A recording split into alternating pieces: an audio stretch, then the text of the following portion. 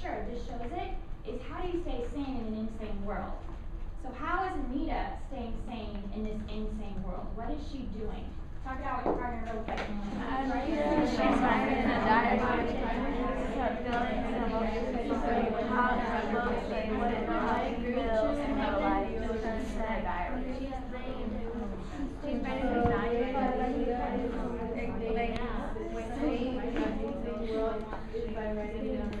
Okay, back together. 3, 2, and what did you guys say? Hugo. That she's staying safe by writing in her diary because of other people. Very good. Did you say safe? Try it again, but say sane. So like insane, but she's staying sane. Focus. She's staying sane by writing in her diary to help other people. Awesome. Who came up with that? Very good. Love it. So right, she's staying sane by writing in her diary and getting all of her thoughts out. Go ahead, day reader. June 5th, 1916.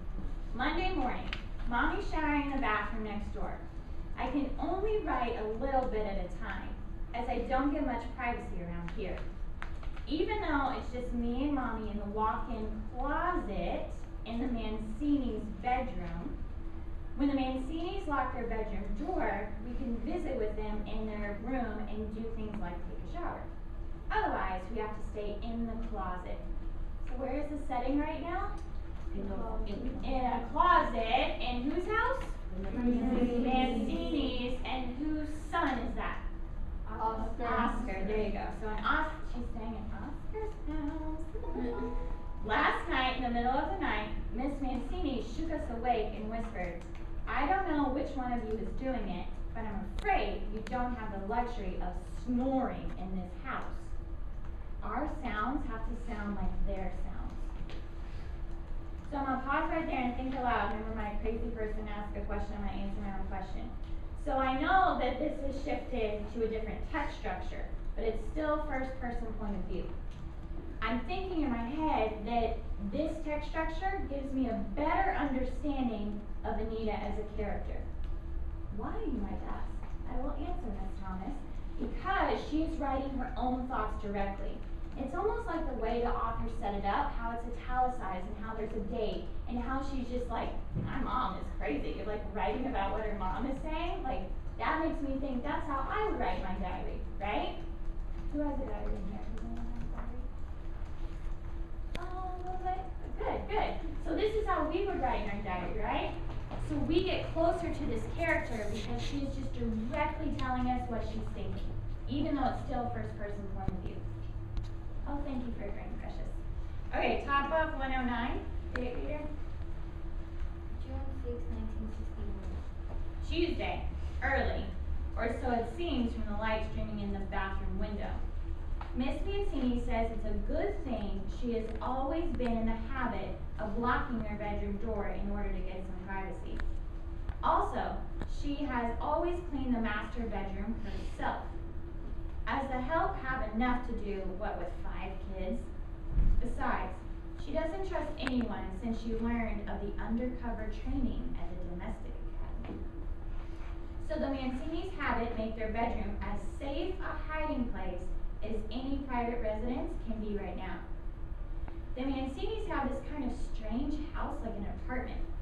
The first floor is basically a large garage and laundry room and kitchen. They live on the second floor, since it's cooler up here with a gallery running all along the back and stairs going down to the garden. From their bathroom window, I have a bird's eye view of the grounds of the embassy. But unlike a bird, I can't fly free, except in my imagination. Here's where I want you guys to think together. So 1, what point of view is this? 2, how are we getting a deeper understanding of Anita here in this text structure? So talk it out and I'm going to cold call you. Is that first I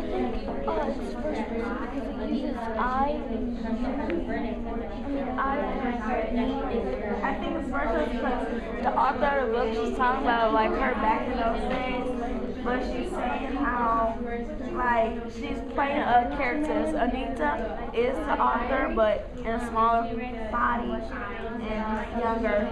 About how her family is born in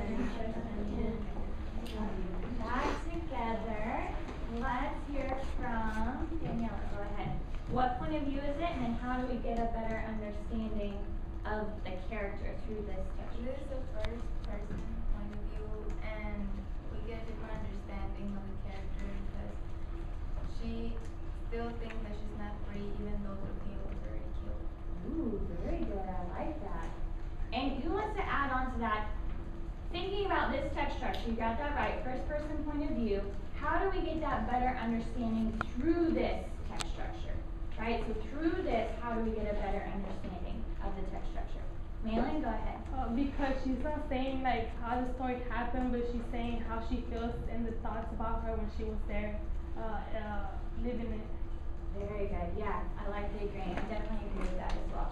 Awesome. So first person point of view, we do get this deeper understanding with this text structure because you're right, it's just like her stream of thoughts coming out. Even though the other one was still first person, this is more intimate, more deeper understanding. You want to add, Francisco? Yeah, it also explains it's more detailed, it explains the setting and what's going on during the day. Very true, right? It's like survival, right? She's just sharing the setting, what's going on, what's happening. Great. And later that evening, so the page break. We're going to read down to the bottom and then go to our group discourse. Later, evening. According to Mr. Mancini, loads of people are being arrested. Oh, this part's crazy. The whole town of Mocha was imprisoned because one of the conspirators comes from there. Think about that. Just one of the conspirators came from there. And this really was happening. So they arrested the whole town. Like, oh, you came from this town? We'll just arrest everybody in it. And they put them all in jail. Crazy. El Jefe's son, Trujillo Jr., says he will not rest until he has punished every man, woman, and child associated with the assassination of his father. Actually, Mr. Mancini says that people are secretly calling it an Ajusticiamiento. very good, which means bringing to justice. The way criminals have to face the consequences of their evil deeds. I feel so much better thinking that Poppy and Tio Tony were doing justice. Not really murdering, killing, hurting someone. But still, just the thought of my own father. So thinking about that thought right there, I feel so much better thinking that Poppy and Tio Tony were doing justice. Not really murdering, killing, because they did, hurting someone, but still, just the thought of my own father. And then she just doesn't finish that thought. So why does Alvarez put that in there? To show what about Anita? Talk it out with your partner. Why that quote? Why did she put that in there? I think she put it in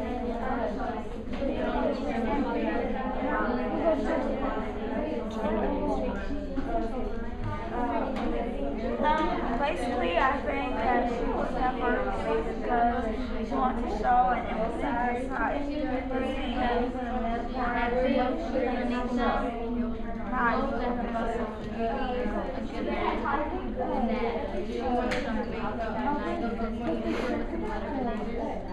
show that she's like still right now, even though she doesn't know. one sense, you know. Got it. Precious, no, we got it. Okay, let's group have some good thoughts over there. Let's all see if you agreed with it, and that's okay if you disagreed too. Make sure you show that. So question was, why does Alvarez include that thought right there? What does it show? Alvarez is showing that even though his father taught her father taught her to be good, he murdered someone. Very good. And go a little bit further. What is that? How would that have this conflict with her?